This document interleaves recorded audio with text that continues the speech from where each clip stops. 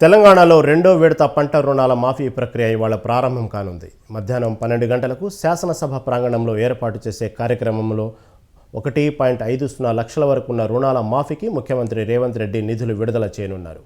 రెండో విడతలో సుమారు 7 లక్షల మంది రైతులకు దాదాపు 7,000 కోట్లు మాఫీ చేసేందుకు ప్రభుత్వం రంగం సిద్ధం చేసింది. ఈ కార్యక్రమానికి ఉప ముఖ్యమంత్రి భట్టి విక్రమార్క, వ్యవసాయ శాఖ మంత్రి తుమ్మల నాగేశ్వరరావు హాజరు కానున్నారు.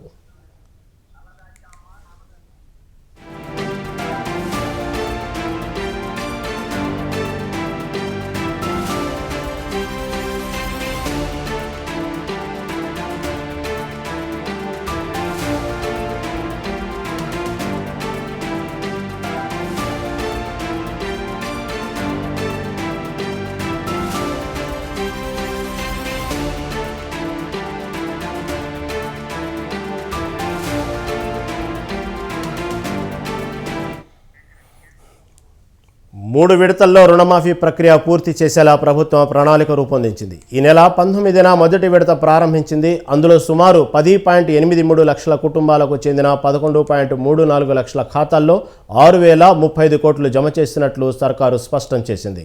తెల్ల రేషన్ కార్డు, ఆధారు నంబరు, ఇతర వివరాలు సరిగా లేకపోవడం, అసలు కంటే వడ్డీ ఎక్కువగా ఉన్నటువంటి కారణాలతో పలువురికి నిధులు జమ కాలేదు. ఆదాయ పన్ను చెల్లింపుదారులు, ప్రభుత్వ ఉద్యోగులు, పింఛన్దారులను అర్హుల జాబితా నుంచి ప్రభుత్వం తొలగించింది. మొదటి విడతలో రుణమాఫీ కాని వారి వినతుల స్వీకరణకు జిల్లా కార్యాలయాలు, మండలాల్లో హెల్ప్ డెస్క్లు ఏర్పాటు చేసింది. మరోవైపు మండల వ్యవసాయాధికారులు, వ్యవసాయ విస్తరణాధికారులకు పలువురు వినతులు సమర్పించారు.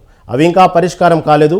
రెండో విడత జాబితాలో నిధుల విడుదల అనంతరం ఈ ప్రక్రియలో ఏమైనా సాంకేతికత సమస్యలు ఉంటే స్పష్టత వస్తుందని, వాటిని పరిష్కరించేందుకు అవకాశం ఉందని ప్రభుత్వం భావిస్తోంది.